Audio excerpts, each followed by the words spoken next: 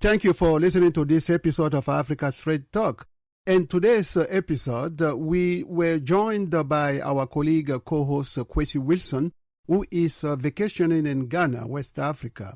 Kwesi intervened earlier in the conversation. Unfortunately, due to poor internet connection, he was not able to continue with us in the conversation. We hope next time he will have a better internet connection.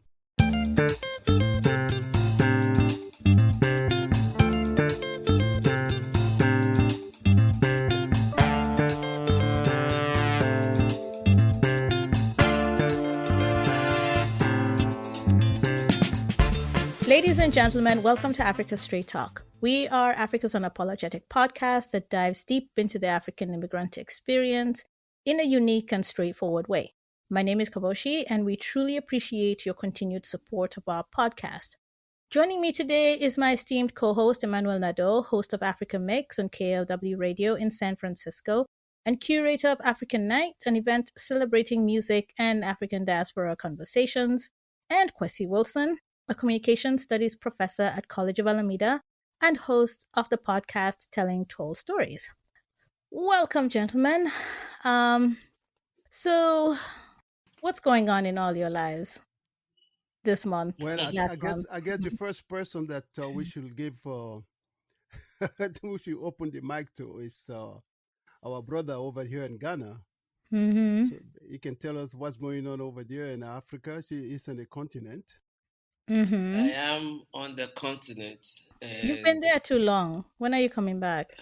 I told you, Nado, and every other person we know in the community should contribute or pledge to give me monthly stipends to stay here. Okay, now listen. Earlier Is it that we bad? Is it that No, bad? I don't want to come back. I don't want to come back and work. I just want to stay here. Yeah, can you? Yeah, imagine that. And we've been talking about how all these Africans keep asking for money all the time, and now I'm here. You're and I here. know why they keep asking.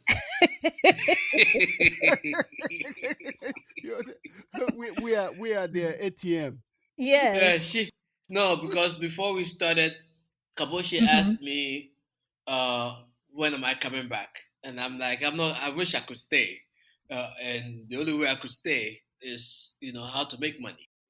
And so I came up with this brilliant idea that if she will commit and pledge to send me monthly stipends. Monthly stipend. I'll give a daily updates on what's going on in Africa. Yeah.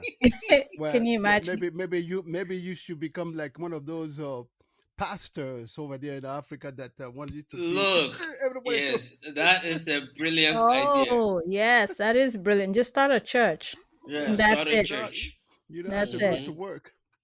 Mm-hmm. Yeah? Tell them that God wants them to give you some money so you can buy the next plane or the next fancy. Right. Yeah.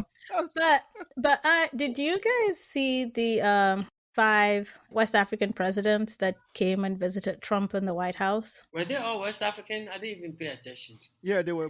They were all West Africans, Gabon. right? Gabon was there. Senegal. Mauritania. Mauritania, yeah. Mm-hmm. Liberia. Guinea-Bissau. And Guinea-Bissau. Yeah. Liberia, There were 5. Yeah. They're all West African, It's just, I don't know what they expected from Trump. And they thought that they could just go wheedle him, praise him, shower with praises, and then they will get investments their way. People were promising golf course. Yeah. Who was that? Was that the Liberian president? No, Senegal. Senegalese? Yeah. And then one other country was saying, they have minerals, the Mauritania the Mauritania, yeah. And the thing that I kept wondering to myself, because I don't think they did their homework, first of all, Trump doesn't care about Africa. That's one. Of course. Trump did not do his homework either. Trump never does his homework. He never done his homework. If any other president had done their homework, they would have known that they're wasting their time sitting in front of Trump. Yeah. Trump wanted them there to find a place he can dump people he wants to deport. Yep. That's basically what he wants. And he wants the minerals. And he's done that with Sudan, South Sudan. Yep. He's been looking for places to take people. He's done that with what's the country that they took this guy from Maryland? Was it Maryland? El Salvador. El Salvador. Yeah, Right? El El Salvador. But Salvadorian they were president. going to take him to South Sudan, weren't they? South Sudan has agreed to do that, and I think, if I'm not mistaken, Rwanda also Rwanda. agreed. Oh yeah, Rwanda. Yeah, Yes. Yeah. Rwanda agreed. So that was what he was looking for, and Mm-hmm. so the mockery Yeah. that was done, and I think also consistently when African presidents come or Africans come in front of Trump, he doesn't listen to them. Nope. You remember that No. Congolese lady that came to shower Trump with praises and had a message from the Congolese president, DRC? And Trump said, "Oh, you're beautiful." When they signed the peace agreement. Right. And The he so-called shifted peace agreement. completely to her looks. Yeah. Didn't I listen I to a don't word of what she had to understand. say. I don't understand why they. I mean, even the South African president came and same thing happened. It was just Right. a complete 180 turn. Ambush. Yeah, with absolutely. It was just a farce. It was a huge farce. And I don't understand why they just don't say, nope, we are busy. Something came up. We shall reschedule. Yeah, I Easy. have been always talking about the fact that these African leaders, the so-called leaders, they're always running to the white man's country all the time. Now, if somebody want to buy something from me, why don't you come to my place and try to buy it? Yeah. Why do we have to go there all the time? And they all love it. They all love that. Oh, I'm going to Europe. I'm going to Germany. I'm going to France. I'm going to United States. And Although you know the reason. You know yeah, that you have the answer already. exactly. And It's guess a colonial mentality. yeah, yeah. And the worst that I saw after the visit to the White House is that the president of Gabon returned. He returned to Gabon with a MAGA hat. Yeah. Oh wow. They were given some swag. He has a MAGA hat. Yeah. And he's dancing, while people are welcoming him back. Can you believe it? Oh, I can believe it. The Gabonese president is supposed to know, but they don't know. And somehow in my mind, I thought maybe they saw Trump as a useful idiot. And come with me on this, because the other intelligent presidents, it's very difficult to really manipulate them. And I don't know if they thought they could manipulate Trump into like golf course. When somebody's talking about golf course in my country, you're thinking, oh, is he saying something he knows Trump will like? Yeah. You can That's build exactly a what. Yeah. That's exactly what the analysts said. They say that they know how to get his on his nice side. Nice side. So Yeah. they're luring him with all these offers.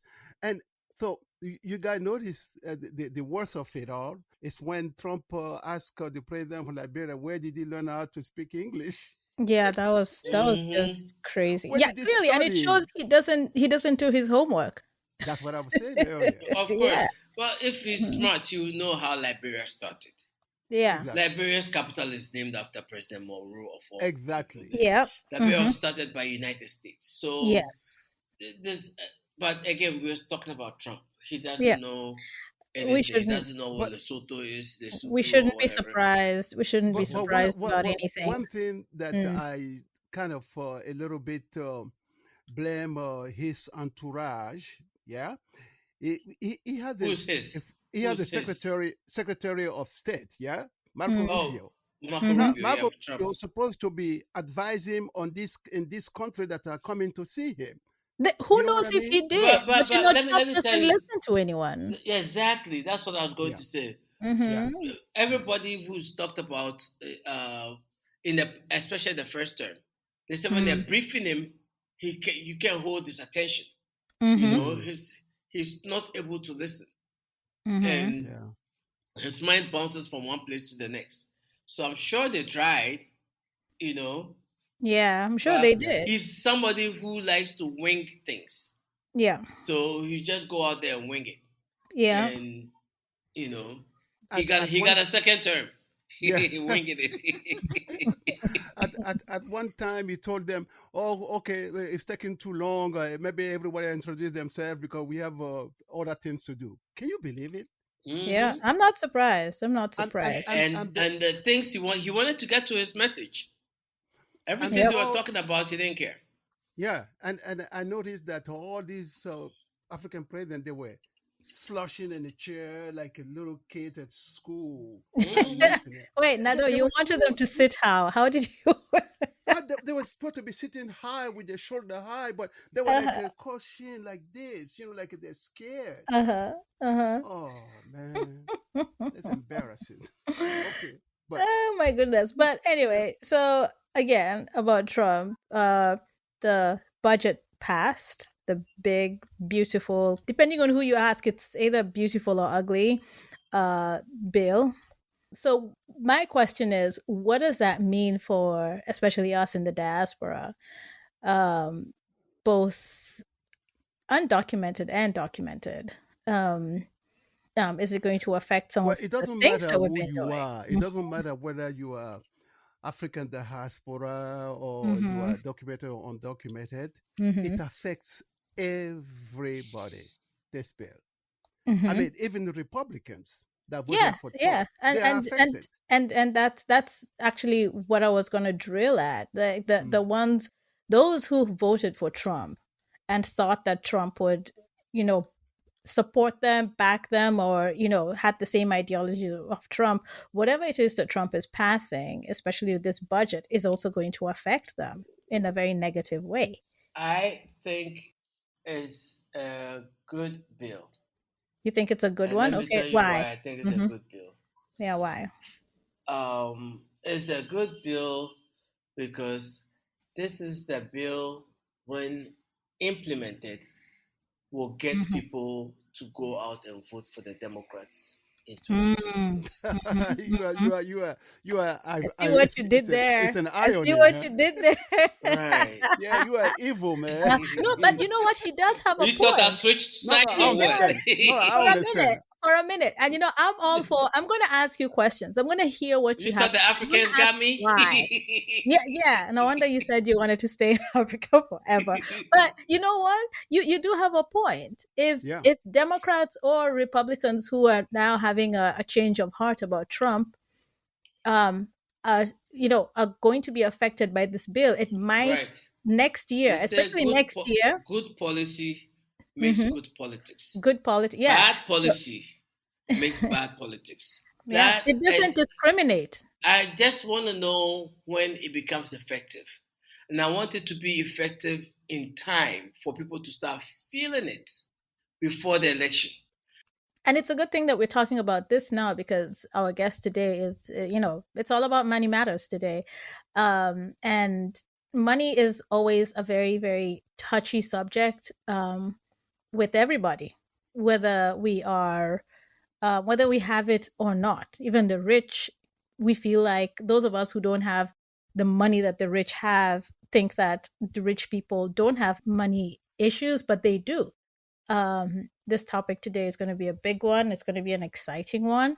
But before we introduce the guest, I do have an icebreaker question for us all. So the question is, if you were to give yourself, your younger self, one financial tip, what would it be? Nado, do you want to go first? Save, save, save, save.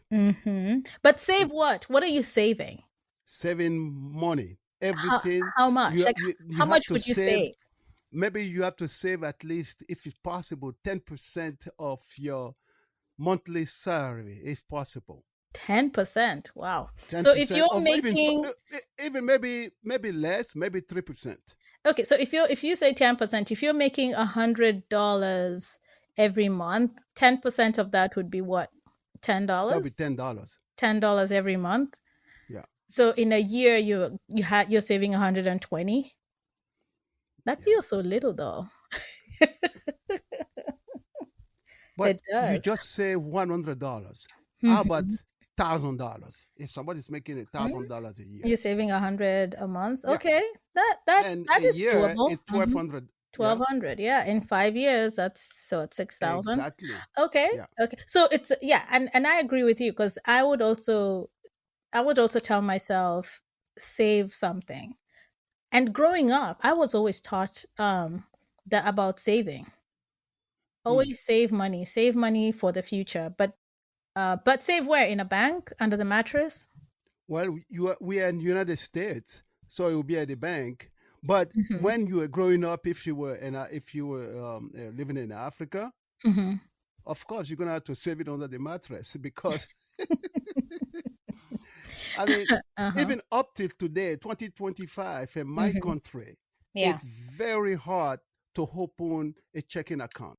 Really? To- yeah, I mean, Oh. they make it very hard because they say you have to be working. You have to be working. You have to Mm. be working somewhere in the office or something because they want to see where your money is coming from.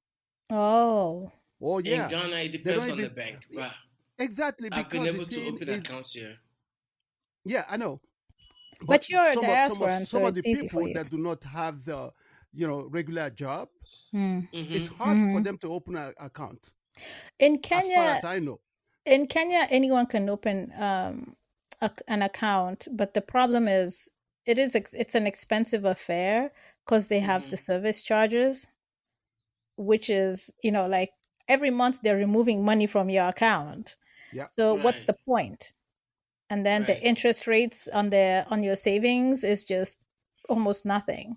Mm-hmm. And when you open a checking account, Mm. they don't want to give you a checkbook.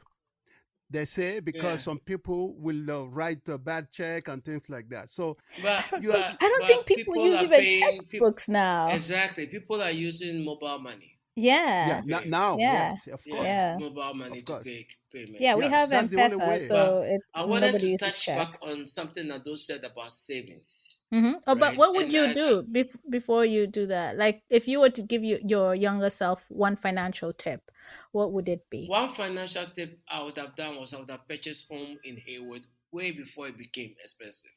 I didn't Mm. know it was as easy to purchase a home. I didn't Mm-hmm. know that I was paying more in rent than Mm-hmm. people were paying in for mortgage.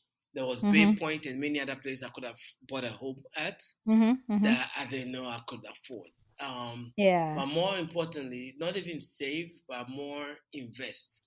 Mm-hmm. Mm-hmm. IRA, many other things. Because savings doesn't really give the interest rate on savings is very low. It's very So yeah. if you have a CD account that even has a Mm. much higher yield than a Yeah. savings account. Savings accounts, you're gambling with your money. You're getting very little of that money for you. Yeah.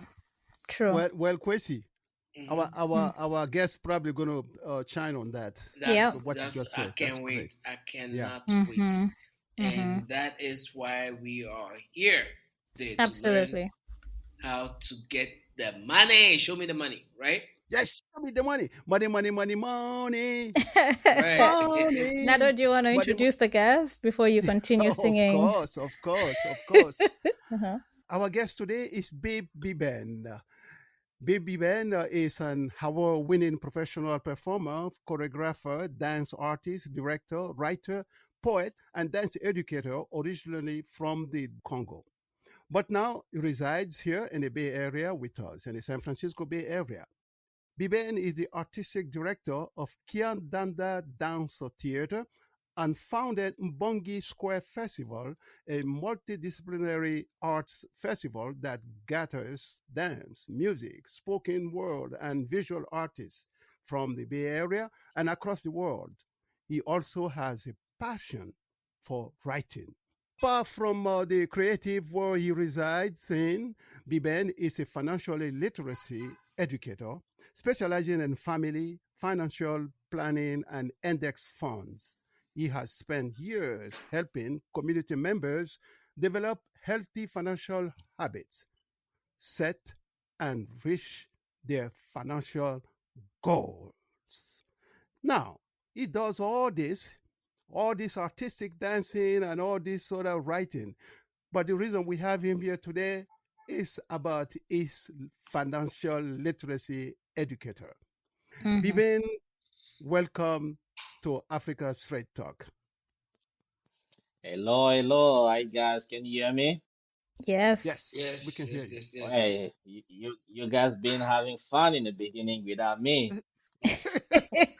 Well, now Oh, you're we're part of the saving show, we're so saving now the best Yeah, for last. How about that? We're saving the you've best been for Exactly. last. you've now been you've been eating all the fish and all the meat and all the egusi and everything without All the way me. from the source. we've saved And the Uh, I'm best I'm for gonna last. I'm we saved the goat expecting meat for more. you. We saved the goat meat for you. You We were know? eating the Well, fish head. Fish we heads. left the we left Wow. the body for you. Oh well, my God. Okay, Kabochi, go ahead. Yeah, well, welcome, thank you Biben. guys. Thank you for having me. So, Okay. Biben, my first question for you is, for many African families in the diaspora, supporting loved ones both here in the diaspora and back home is a reality. As you heard, Kwesi's like, I want to stay in Ghana, but I need monthly support. So, how can families here create a financial plan that balances those dual responsibilities without burning out? It's gonna it's important. I mean, that question touches on even myself. I'm from Congo. I'm Africa. I have to send money back home all the time. But however, Mhm, it's gonna require some time to remove emotions in that because mhm, we are big family members, you know, and in that basket, we also have friends we grew up with, you know, many cousins, and the list can be long. What I say is not to be very emotional in listening to every single situation or every single request, and set yourself a plan. Like when you mhm, are planning is everything in anything you're doing financial wise. I know it's not always easy. However, if you are attached to helping people back home, you need to have a plan for it. You need to set money.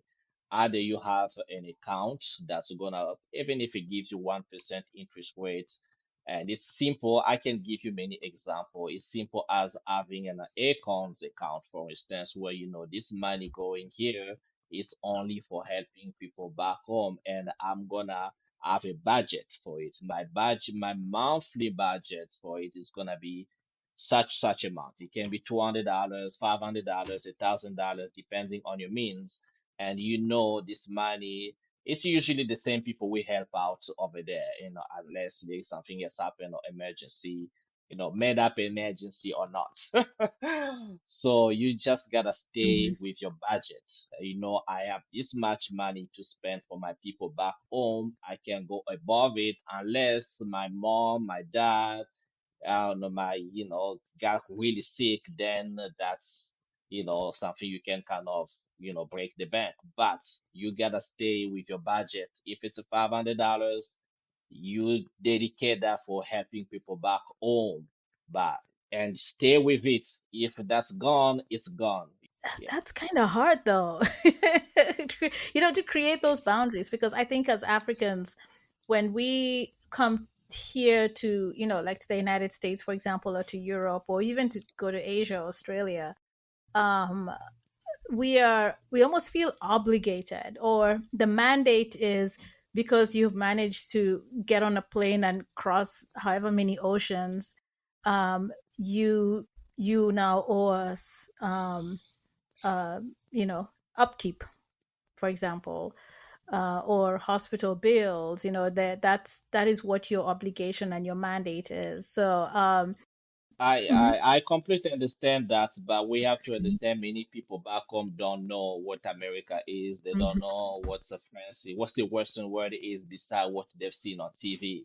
They watch a yeah, lot of TV, and the life of Americans they see on TV is not the life of Americans here.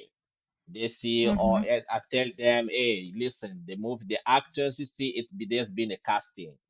They will select the most beautiful people, the most da da da da da da. They will select houses. If you see something shot in Los Angeles, Beverly Hills, all those mansions, Nobody in America live in a mansion. People live where there are also mice in the house. People also have Mm-hmm. roaches in the houses here in America, just as you have roaches in Africa. But they don't Yeah. see that on TV. Mm-hmm. Mm-hmm. That's You true. know, So, Bibin, I totally agree about what you said because I think you have to stand your ground. You know, Mm. you have to, like they say this expression in America, you have to put your foot down. And Mm-hmm. that's true. Mm-hmm. You have to take the emotion part out of it. Yeah. Really, if you don't, then you're gonna be frustrated and get stressed because people are asking you money and you can't give them because you don't have it, and you get. I mean, that's true. I'll be very firm. Just say I don't have it.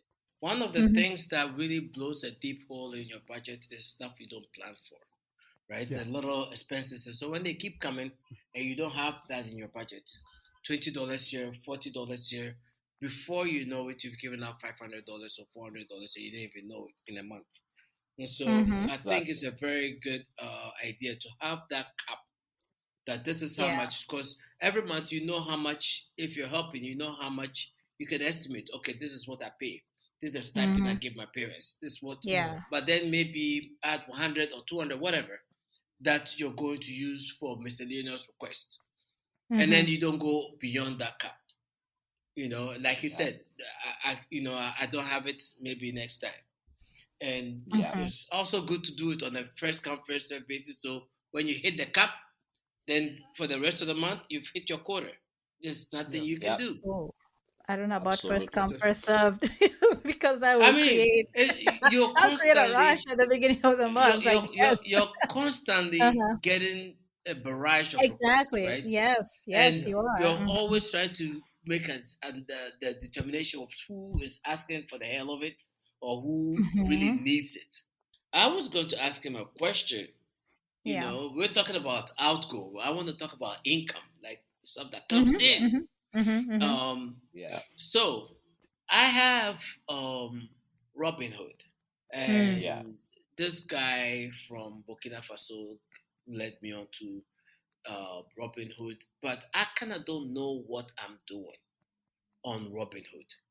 I bought a few shares when Robinhood itself went IPO. I bought a few Yeah. shares knowing that they were going to make money, and then I was going to sell and then leave Robinhood, like get rid of my shares, which is what I did. I made some pretty penny right there. And then I went and bought Ford stocks, and you know, I'm looking at EV companies, like people who are competitors of Elon Musk.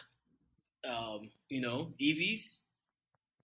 Mm-hmm. Um, how do I know, or where do I get information on being able to trade for myself and make all these financial decisions? And I also want to know about IRAs and how to go about it and whether you think it's a good thing.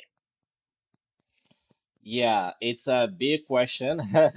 So right off the bat, I need to disclaimer, I am not a stock market trader. I'm not a Uh-huh. crypto trader. That's not what I'm licensed for. Even if I Uh-huh. can give my cent, but it's not a professional advice here. I want to make sure of Okay. that first. Yeah, Mm-hmm. because the world of finance is big. We talk about either you trading like crypto, that's one thing. You're doing stocks, that's one thing. You're doing ETFs, that's one thing. And also you got options, that's Mm-hmm. another game. Anybody doing what you're doing with Robinhood, you cannot do options. You gotta learn Mm-hmm. about it. So my best advice about it is really I send you resources like what are the professionals, where the place you can go actually learn about it. Okay, because when you do Robinhood, you buying stuff, you can buy, there are shares of companies, but a lot of them you can just buy. It depends on how much money you have. You can buy all of them. I mean, crypto, Bitcoin is expensive now. Nobody can buy it right now. Mm-hmm. And what else? Those are Rivian, what you buying stocks, Tesla. They cost about maybe $200. Amazon, they're in the range of $100 and $300. That's doable. Mm-hmm. Amazon, Mm-hmm. anything, and those who are below. But It's gambling basically. If you really Mm-hmm. don't know what you're doing, it's gambling, which is not bad. It's not bad if you can buy an old. You buy, don't think about selling now. Just buy, let it go. It's gonna go full through the fluctuations of the market. At Mm-hmm. least, after 3, 5, you know, years, and maybe 8 years, because that's about the right time for you to order stuff before thinking about selling, and just Oh, keep okay. monitoring. Yes. Mm-hmm. But other than that, really, talk about a real professional, because these guys, they spend all their life, all their days on the screen. They monitor the companies, they follow the indices. They are really they have accurate intuitions. Really, it's just an Mm-hmm. intuition game based on what information they're getting Mm-hmm. about from the companies. Whatever info. Let's one example. If you have Tesla stocks, for instance, the minute Elon Musk becomes friend with Donald Trump, they know they gotta sell. Mm-hmm. Because there are many people who don't like Donald Trump. So, but you Mm-hmm. have to know, though, you have to know what's happening in the company. What's the CEO doing? If the CEO Mm-hmm. showed himself on a vacation somewhere in in Israel or in Gaza, whatever, you just know you gotta sell because it's going down or it's going Mhm. up. So it depends. And again, that's Yeah. just my sense. You have to, talk to the real profession, those are spending, hours and hours on the screen. So Thank you. I can send you resources. Yeah. Oh, That's that'd be that's good. nice. Mm-hmm. That's really good. You Mhm. know, Biben, growing up, my father and I know many other Africans' parents did not talk about money to Mm-hmm. their children. You Hmm. know, they don't talk to them about financial saving. You know, nothing like that. I don't Financial think literacy. exactly. Mhm. So, how early should parents start teaching their kids about money? And what are some practical ways to introduce financial literacy at home? Mhm. Very Yeah, good question. that's a great question. I come from those parents, okay, that never Mm, talk about money because it's because of our Christian also. I don't know, I Mhm. grew up in a Christian family. They will say if you start talking to kids about money, they're gonna have the love of money, and the love of Mhm. money is not good. That Mhm. was all Mhm. the opposite. mm, Uh-huh. yeah. Uh-huh. It was all the opposite. You can't have the love of money. You gotta love money. You just have to know Yeah. how money not control you. That's what they should have taught us. How not money. Go learn how to make money, but not let money control you in a way that you're not spending, you're not misusing it to like manipulate people, whatever. There are many examples. So as early at what age? As early as 5 years Uh, old. As soon as the kids okay. start talking, you can introduce them manifold. Like I see there in the Western world, people do like, they sit Yes. on the corner, they're selling like cookies. You can teach your kid, okay, how you can sell cookies. That's entrepreneurship right there. I'm talking already because entrepreneurship is the way in early, how they can work, but at least entrepreneurship activities they Mhm. can teach them how to start making money by maybe selling cookies or selling the Hmm. shoes they don't use or the clothes they don't Yeah. use anymore, things like Oh, Hmm. like that on the garage corner. sales? Yeah. Like garage sales. We Mm. do that in Africa. We do about selling mangoes, fruits, Yeah. Yeah. mangoes, bananas, you can say. And then after you do that, you can say, okay, this is what you get the money. Where can you save the money? Well, we used to have this little boxes made of wood and with a little Hmm. hole, like piggy Yeah. bank. Here we go. A They piggy call Piggyback. it bank. piggy bank. Yeah. Yes. Yes. Yeah. Yeah, teach them how to hold a piggy bank. Like Yeah. literally, each kid as early as possible, 5, they have to have a piggy bank. We as adults, we kind of lost it where we should have also have piggy bank. I don't know why adults don't have piggy banks. Because we get it, and our time we get it, we spend it right away. There's nothing to be No, saved. we neglect it because you don't understand those, $1 here, $5 here, whatever you don't use, Exactly. whatever you give to the homeless people on the streets, you have Yeah. no idea how much you would have had in 20 years you've been in America. But anyways, and now the next level is this. Showing them how the money in a piggy bank can go, because the money in a piggy bank is dead money. It's gonna die because every year there is such a thing we call inflation. $100 5 years or 10 years ago in America, whatever we could have bought with it, now we cannot buy 10, 2 items. When I moved to Mm-hmm. America, the bus used to cost 75 cents. Now it's like maybe free something. So that means it's tripled, it's quadrupled in terms of prices. So for the kids here in America, what we can do, we say, okay, listen, you can put the money in a different piggy bank. This piggy bank, if you put $5 here, it's gonna give you 50 cents or $1 over the money you put in. What does that Mm-hmm. mean? The 50 cents I'm talking about is interest rate. I have kids when I do workshop for the kids, I have them repeat interest rate, then repeat interest rate, repeat rate or return. So if you put this money here, you put to sometimes I play with them. I say, okay, anytime you're gonna get money from your uncle, from wherever, if you say $5, I will Mm-hmm. give you $1 extra. They Yeah. get excited. I'm like, oh, really? You give me okay. Every time they get money, they put it there. Okay, I got $5. You so you're gonna give me $1 extra. I'm like, okay, yes. I give them. Okay, what I give you, what is it? Oh, it's interest rate. Oh, yes. And then they go Mm-hmm. like they get 10. So now they're excited about all the money they make. They wanna save Yeah. it in a place where they're gonna add them more money. Like when you guys talk about the question, oh, what you advice would you give to your younger self? Some of you said, oh, saving, and my brother they say investing. I would say investing, yes, or even the saving. But if you don't have the information, where are you gonna save money? Yeah, They taught you go save money in the bank. We but are where? we are educated to go work hard in school, get the degrees, go work, make money, become a doctors. But I'm telling you guys, even people with doctorate degrees, they don't know Mm-hmm. anything about money. They Yeah. learn how to make money. Money is an expense for them. They know how to make it and they know how to Mm-hmm. spend it. That's it. You know what you said earlier about teaching the children earlier in their life, 5 years old, to save. It make me and you said that the Westerners, the West, the people, the children from the West, they are taught earlier, and you know what that is so true because the idea of weekly allowance that they give to the kids. We don't have that in Africa as long as I know, giving a weekly allowance. And the people in the West, they give weekly allowance to their children, and Mm. it really teach the children how, that, oh, what am I going to do this morning? I'm going to save it. That's why they have the piggy bank. Yeah. Yeah. Um, that would be for, is there an age limit? When do you transition to start teaching how to or when to use a credit card? And when is it safe to give them a credit card for them to use? Is there like a prepaid one that they can put some money on it and or some like when would be the best time to start that?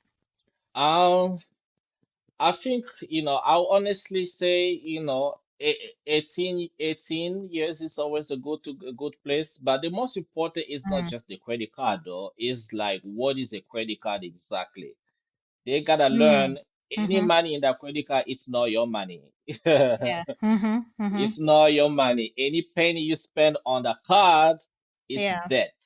They gotta understand that any penny you spend on the card is debt. It's not your money. You gotta pay it back. And worst case scenario, you paying back, with interest. But I would Mm-hmm. say because it could be 16, it could be 18. It depends on what kind of situation you guys are because you can have a prepaid. The prepaid are good because that you are you pretty much the owner of the Mm-hmm. card where you give them and it's a debit card. Debit card is just the money you put in and Yeah. you already know how much in there, how much they have to spend. Yeah. Okay, that's one thing because you already know it's basically it's cash. It's just cash money. It's cash. Yeah. Yes. Yes. Yeah, it's cash. Just put the vehicle of the plastic thing that you can swipe and have it cheap. It's just cash, be what it is. It comes No, no, back no. down to teaching them what is it, how it works, what is money, and what is it gonna do for him. So yeah. Mm-hmm. So, So earlier you said that you were more into index funds. So could you define what index funds are, and how can someone choose the right index fund? And should we be looking at US based funds, international funds, both? I mean, what would you advise? Yeah, well, index fund is just an investment. It's just a type of investment fund. It's there are two types of I mean many types, but the two are like to define. One that is directly tied to the market. This when I say market, I'm talking stock market, Wall Street, where you invest in different, when we talk about, Nasdaq and all those big companies, S&P 500, and you are directly investing in this company, and the market, as volatile it is, it goes up, it goes down. So the other side, you have indexing. Indexing is a vehicle where you are investing in the market but not directly in the market. Your investment is only mirroring the performance of the market. Let's say if the market goes up, you make money with market. But when the market goes down, it Mhm. crashes. That's where Yeah. the indexing strategy comes in. It locks in your gain. You don't lose money. It Mm-hmm. protects your money. However, there is what we call a floor and a cap. The floor is you not losing money. The cap is, let's say the market, if what it depends on the company, whatever account you have, because there are many accounts you can have an index. It depends on the company. So if you have a money in whatever company, they say, oh, we discount in our company, your cap is like let's say 25%. If the market does 30%, in your index count, you're only gonna get 25%, not all the 30% that the market did. Mm-hmm. If the market does 40%, you're only gonna get 25% because that's the protection you're getting on your money and the guarantee that your money always gonna be there. If the market crashes, minus 30%, 40%, you never lose a dime. You never lose money. And when comparatively we do the charts from between a market and indexing, in the long term, you're only gonna win because the index is a long-term investing. Stock market is people gambling. They want money now. If you're younger, you can play with your money. You can be gambling with your money. I mean, I'm older. I can't take risks like that with my money. When I was younger, maybe. So now imagine you are 70 years old, you're about to retire, you have your money in the stock market and you have like a retirement plan and the Mm-hmm. market crashes. And they tell you, oh, the market recovers. That's true, but it takes about 8 years. Mm-hmm. So you Yes. are 70 Mhm. years old. Are you sure you have 8 more years to wait for your money to come back so you can retire? I don't That's think true. so. That is Yeah. Yeah. this. If you're Yeah. young, that's Yeah. fine. But Yeah. if you are in Yeah. your 60s, I got no Mhm. 8 years to wait for my money to come back. What am I gonna do Yeah. in the meantime? In the Then you meantime, see Mm-hmm. someone's who are about to retire, they're gonna fight to find for another job where they already had the money there. The money's not there. So, but if they had all the money in an indexing vehicle, they don't have no Mm-hmm. worry about it Mm. because their money is guaranteed to be there. This country is based on people should not be financially literate. It's not good for the Mm-hmm. banks. Yeah, If you're financially that's true. literate, it's not good for the bank. You're gonna put all your money in a checking account, savings account. The banks they love it. But if yeah. you are financially literate, you're not gonna put No. your. I mean, the bank is Yeah. gonna be for checking for everyday expenses. You know, but Mm-hmm. That's true. yeah, That is true. Mm-hmm. Oh no bank. man, you are really giving a lot of information. You're listening to Africa Straight Talk, your go-to place for African immigrant experience. Um, Biben, a lot of people think investing is risky or only for the wealthy. Mm-hmm. What will you say to someone in the diaspora who is hesitant to invest in the stock market? Yes, investing is risky. If somebody tells you investing, there is no risk in investing, no, there is a risk in investing, especially in the stock market. It's all based on Mm-hmm. risks, speculation. There is no financial advisor gonna tell you exactly, or you're gonna make this much money tomorrow, or no, Mm-hmm. no, no, no, no, no, no. There is no such thing. Honestly, I'm no. I tell to all the families I have, I'm like, no, I'm not here to sell you heaven. I'm here to tell you the thing.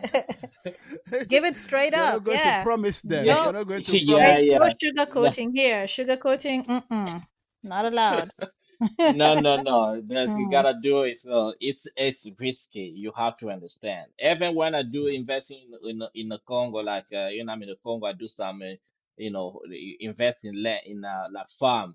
Even if you're growing like I love cassava. I love to do cassava. Mm, You grow cassava or you mm-hmm. grow peanuts, Yes. grow what else we have, the beans and everything. Beans, Well, yeah. you know what, you making your calculation like my capital is gonna be this much when I sell it in the marketplace. I'm gonna make this much money. It's good, but what if that season there is no rain? That's Yeah. true. Yeah. If Mm-hmm. Yeah. it's rain is not coming, you're gonna start Yeah. stressing out.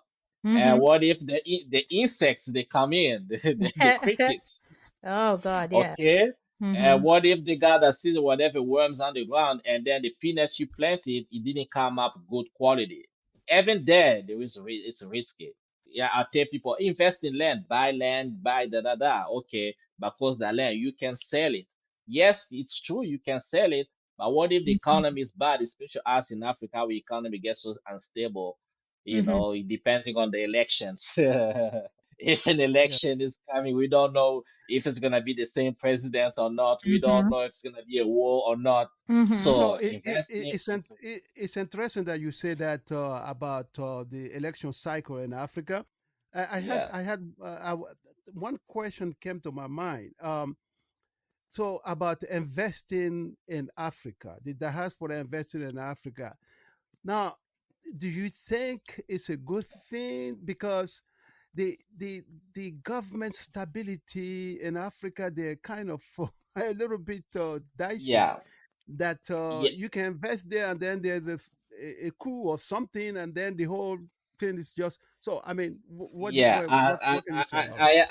I think I have an answer for it. For us who are Mm-hmm. here in America, we have to understand first of all the financial system of American financial system, how to invest in financial products in America. We Mm-hmm. have to understand it. We have to do our research as well. I know there's a lot of financial people out there on social media. I say, yes, listen to everybody and don't listen to everybody, but you should listen to your voice inside by reading a lot, by Mm-hmm. researching a lot. You can talk. I tell to everyone I talk to, families or clients, I tell them, I'm telling you one thing, but before you and I will advance further, I'm gonna give you this book, these resources. I'm gonna ask you to also do your own research. Let's take 2 weeks. You have 2 weeks to do research. Write Mm-hmm. down all your questions. When you come back with me, you are educated enough. Then you know there will be no doubt about what I'm telling you. Because if you don't know, you just go out, step outside, someone tells you anything negative, or you're gonna put it on me. Or like, oh, this guy's trying to scam me. Or people are very negative. Everything is scam. Everything, even if there is no such thing as scam, there is scam, but only if you don't know, only if you don't do your homework, then they're gonna scam you. That's what happens. So we have to understand that. And now in Africa, for those who I love Africa, guys, I love Africa. Every year I'm back, I'm home. I mean, eventually I'm leaving in 2 weeks. I don't know what I would do without Africa.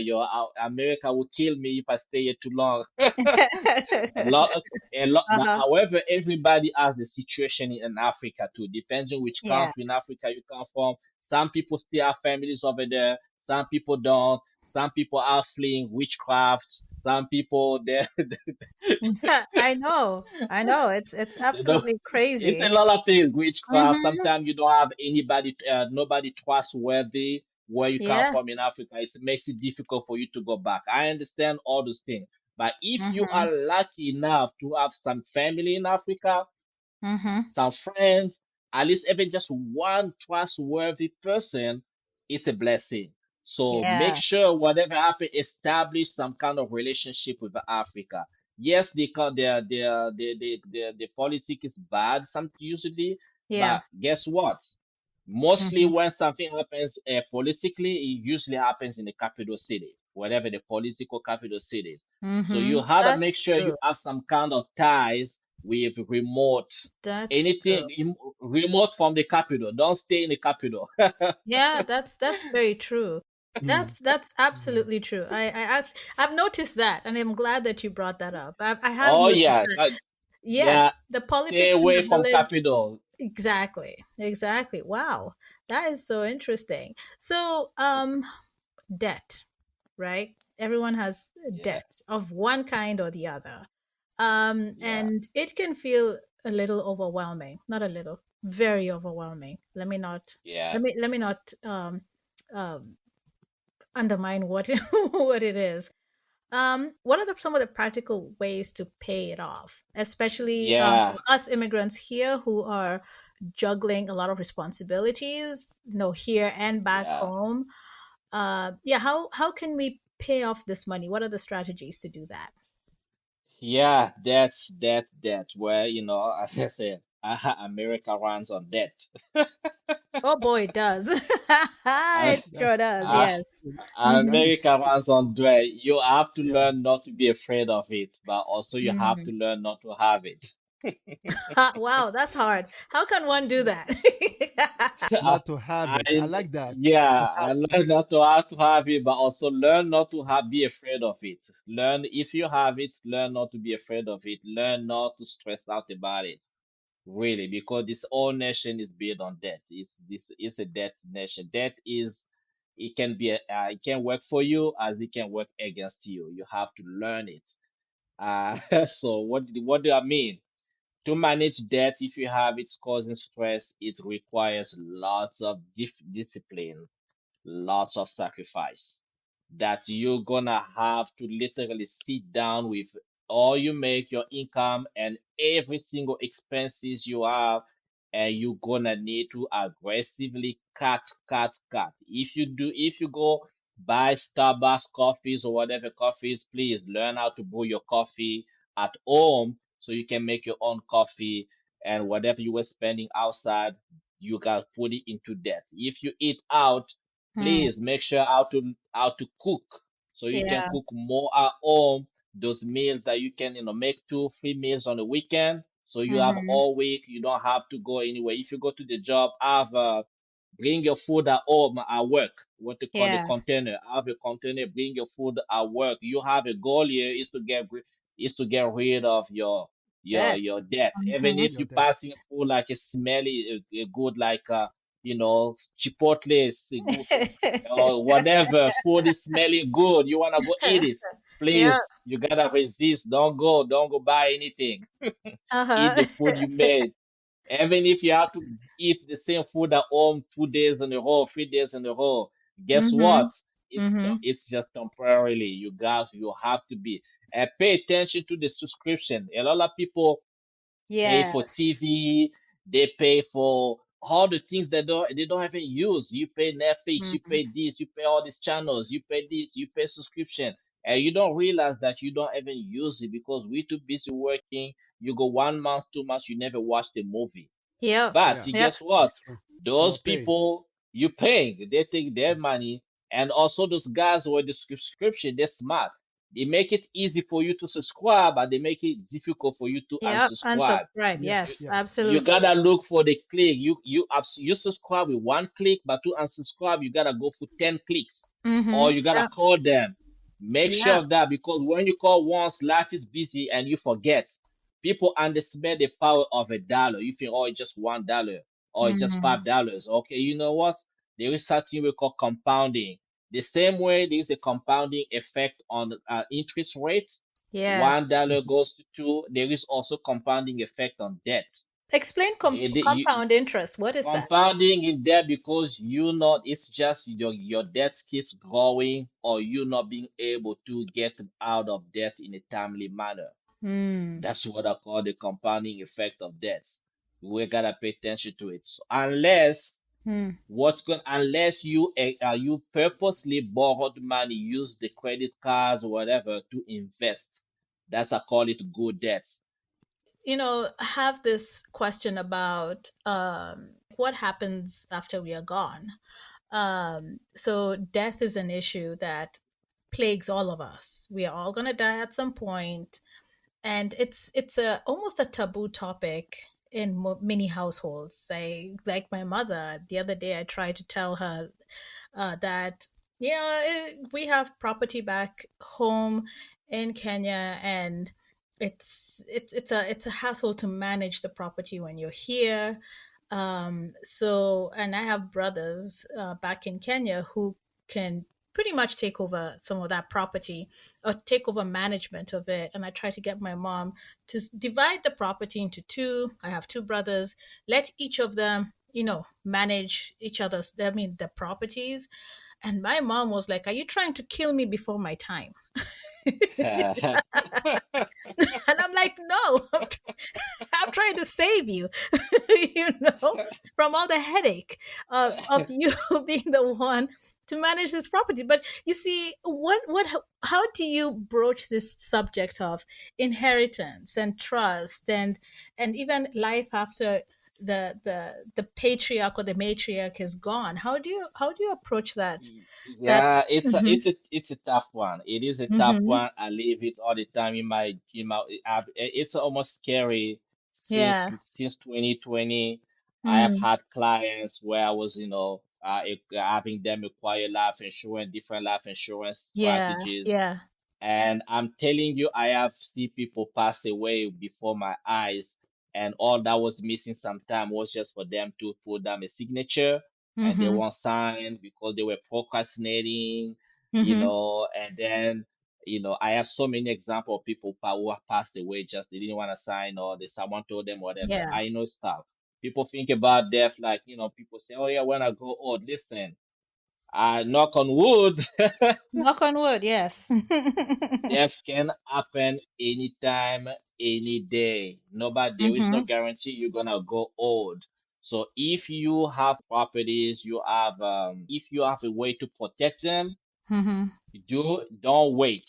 Do them right away. If you wanna do, okay, I need to change the name of this property to my sibling's name or my mom's name. Don't mm-hmm, wait. Get a lawyer. Just do it. yeah, Protect it. Here in mm-hmm, America, we talk about if you wanna set up a trust fund, set it up. If you wanna yeah, do estate planning, do your mm-hmm, estate planning. Do your will and trust. It's yeah, crazy. People mm, just people are afraid of doing it. People, mm-hmm, they meaning to talk about it. Even myself, it's like, oh, what you mean? I just even this morning, I, yeah, I have a property. I'm like, okay, you know what? I don't want it under my name. I want it under my nephew's name. They're mm-hmm, like, what's happening? Are you sick? You okay? yeah, I'm like, no, uh-huh. I'm not. Yep. But I know I if am I planning don't for the do it, future. Yeah. I'm planning for the future because I don't want it. I just want it. If I don't do it now, I know what trouble it's gonna cause. Not Mm-hmm, like I'm mm-hmm, dying. I know I will die, but listen, I will die when I have no idea. See, if I can do it mm-hmm, now, let me just do it. yeah, So people, it's very emotional. It's all over the world, though. It's not just African. mm, I found that sometimes our white Caucasian brothers and sisters also can be sometimes a lot of them can be superstitious too. People mm-hmm, just procrastinate. People are afraid to talk about death. Just same yeah, way people are afraid to talk about money. It brings anxiety. It builds up. And if you mm-hmm, can do it, set up your will. Just do it right yeah, away. Set up your trust. Do it right away. Don't wait. yeah. Change your property name there. I know your mom's gonna be really, really worried about you, but just keep telling your mama, nothing wrong, mama. Everything's okay. We're You just know doing what? it because that's supposed to do. I will keep asking. At some point she's gonna cave in. I'll keep it up. I'll just keep every time Yeah, just keep. every time she says Yes. something about how it's giving her, her blood pressure is rising because of it. I'll be like, well, you know what? I said it before. Just divide it, and then it's out of your hands, and it's Yeah. gonna be freeing for you. But yeah, thank you for that. I mean, it's a topic that a lot of people who do financial education face, because they go Yeah. out and they tell people you have to talk to your parents about making a will. And the minute they Yeah. do that, their parents are just like, "Oh no, no, no, no, no! Now you have an agenda here that is not good." So, um, What is one myth, money myth, you wish people in our community would let go of for good? Uh, I'll be heavy on insurance, life insurance. Mm-hmm. Because we have this thing every time someone passes away, oh, it's a GoFundMe. Yeah, You that's know, true. you're gonna go. I'm gonna say GoFundMe is not a plan. GoFundMe is asking people for money, and there is no guarantee you're gonna have those $15,000 or $20,000 you Yeah. are asking. Mm-hmm. I understand we don't have the culture of life insurance. We don't have the culture of transferring risk to a company. Yeah. Don't just go with a company. I said there is a lot of all education like so we don't trust this company, they don't pay. I think like it depends on the company. If the company was born 5, 10 years ago, uh I won't do that. I do business with big company. The company's been around, 200 Mm-hmm. years, Mm-hmm. A-rated plus. They're just too big to fail. They got just so much money. They're not Mm-hmm. gonna, even if I have a 1 million policy, 2 million, that they'll pay it off like this. They don't want to fee blink. So, Yep, but that's true. and people don't have information about all of that, so they're Mm-hmm. not really educated, and then the myth is like, it hurts me that Mm-hmm. those GoFundMe just to raise $5,000, and sometimes people don't have money. People, it's just like, Mm-hmm. guys, we can do better, and Yeah. in this day where it's not just there is the traditional life insurance. There is all the new type of life insurance that comes with all kinds of perks like long-term care. You Mm-hmm. know, we don't know what we eat these days in America. There is no real food in America. My Yeah. God, we don't True. know. Mm-hmm. Even if they say, oh, it's organic, we don't know. And many people, I mean, who buys organic all the time? If you have a family, you're gonna go at Whole Food to buy how many things you're gonna buy. We don't know what you eat. When you step outside, you don't know. This, I don't like to eat I out mean, myself. I you don't. said it I yourself, really don't. Biben. You said it yourself. Learn how to cook your own food. You go to that Yeah. store, you buy your raw vegetables, you buy yeah, your raw ingredients, and you make your own yeah, food in your house. You know exactly what's going inside your food, inside your stomach. yes. I So think so that's Well, so better, don't you? so I, yeah, Mm-hmm. Mm-hmm. that's so interesting. I tell you a funny, I mean, a joke. So Mm. this lady, she goes to a restaurant. It's where they only serve organic salad and things like that. Yeah. Mm-hmm. She buy the salad and then she's eating. And all of a sudden, there's bugs in the salad. Yeah. So somebody said, "Well, you want to organic?" That's it. How else do you know it's organic, right? The bugs love it. Exactly. well, Oh yeah, no. that's all. Yeah, exactly. That's organic. Yeah, if you see some bees, you see some bees on your thing, then you know it's real. Then it's Yeah. organic. Exactly. It's organic. So Oh, that's don't great. complain, So Frank. yeah, Yeah. so to finish my point, because we Mhm. don't know what we're eating, you gotta make sure you have a long-term care, plan. Yeah. Because if in the case of, people you have a stroke or you have whatever Mhm. incident happens in your body, make sure that because you have already transferred the risk, you don't have to Mm. worry about where are you gonna get the money to take care of this. If you Yeah. have a plan with what we call living benefits, and Mhm. that's what gives you guys, as I said, not the job, not your employer's life insurance, because that's like people think when they have 10,000, 20,000, or $50,000 of life insurance, that's enough. I'm like, no, no, no, no, that's nothing. You gotta start at least at $300,000. If you have a $500,000 coverage, that's good, because Okay. of the food we eat, whatever, anything happens, you Mm. don't have to worry.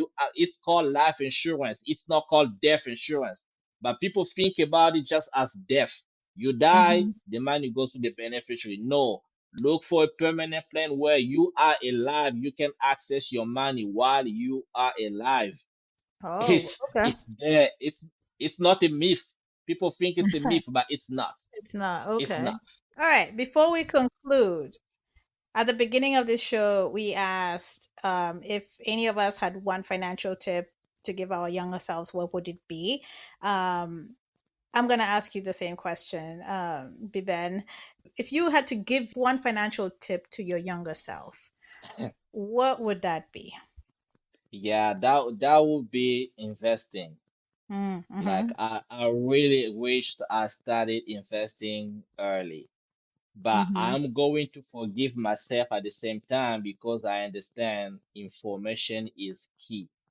If you don't have the right influence, the right person to talk to about anything, if you don't know, you don't know. Yep. It's not, it just doesn't happen. If you don't know, you just don't know. Information is key. Information is money. But Mm-hmm. my younger self, I wish if I knew I would invest, even if investing in the land I'm talking about back home in Africa, Mm-hmm. if even if I wish I started like buying, if I learned about to buy property, whatever, because my mindset, I mean, everybody's mindset around there was like, oh, you're gonna start building your house or buying land when you are in your 40s, when you're old. Mm-hmm. I'm like, well, yeah, people think about like you have to be old, go first and then you can think about that. You're too young, enjoy your life. I Mm-hmm. wish I wish I started doing that even when I was not 20 years old yet. And Yeah. I forgive myself. And yeah, that would be it. But Mm-hmm. before I want to finish with this one, I met one guy, he's an African guy, Congolese guy. He Mm-hmm. opened my eyes even more about things investing because the guy, he questions everything, like how everything was made. If you Oh. see like a piece of whatever, anything that you touch, like around you, like a microphone you are holding, Mm-hmm. ask yourself a question: Who made this microphone? What is this microphone was made of? How was it made? What is the components of this microphone? How much did Mm-hmm. it cost to make the microphone? How many copies of the same microphone they made? Where was it sold?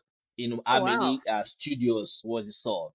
That Oh, was mind blowing. And guess what? That's what? wealth. Yeah. All right, Biben. I mean, we've learned a lot just in this show, Yeah. but I think number one, creating boundaries is, I think, very, very important, especially for us in the diaspora who have responsibilities here and back home. Um, Number two, not to be afraid of debt, but spin it in a way that will be advantageous to us, because you said there is good and bad debt.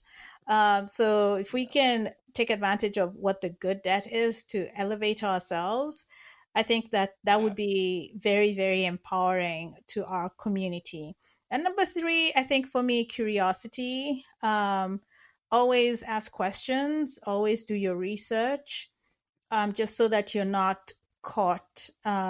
You're not blindsided by a lot of the things that are happening around us. So those are the three things that I took away from this, and that's great. Thank you so much for being here. I don't know. We should have you on again because money matters never end. I really wanted to thank Biben for coming on the show and educating our audience, listeners Mm-hmm. out there, and lot of information. As he said, yeah, there are some answers that he cannot give because it's not in that particular line of profession. Mm-hmm. However, he gave good advices, as far as where people can go to obtain these information. Yeah. Biben, do you have a website? Do you have a social media platform where people can reach you? Yeah. In terms of art, because I'm also an artist, that I can be, Mhm. you just Google my name, you have me. Okay, Mm-hmm. So okay. I have my Facebook. I have Facebook like my name, Okay. like the name you guys see, Biben, like you see, Byb, Biben, Bibene. You type it on any social media, you're gonna find me. I don't think there will be two or three or like that. Byb Bibene. Okay. Mm-hmm. Yeah, it's gonna be me. Most of my social media is the same name. You can miss me. So now, my financial, I am on my Instagram. That's where I do my Instagram, and my TikTok is all finances. Mm-hmm. Yeah, It's all you find me on TikTok. It's all finance, finance, finance, finance. That's where someone can follow me on TikTok. Any question that may have, I'm gonna have them. I can email. I can send them the resources, send in the books, sometime or whatever. If sometimes I also have a free electronics copies of books. I send that. I give that away too, so people can really educate themselves. So yeah. This has been Africa Straight Talk. Your hosts, Kaboshi, along with Emmanuel Nadeau and Kwesi Wilson. Truly appreciate your support. Reach out. We'd love to hear your thoughts and keep the conversation going. Find us wherever you listen to your favorite podcast by searching Africa Straight Talk. And of course, tell a friend or 10 about us. Interested in sponsoring our podcast or being a guest on our show? Email us africastraighttalk@gmail.com. Until next time, Zenado. Thank you for listening to this episode. We invite you to check back here for our next one.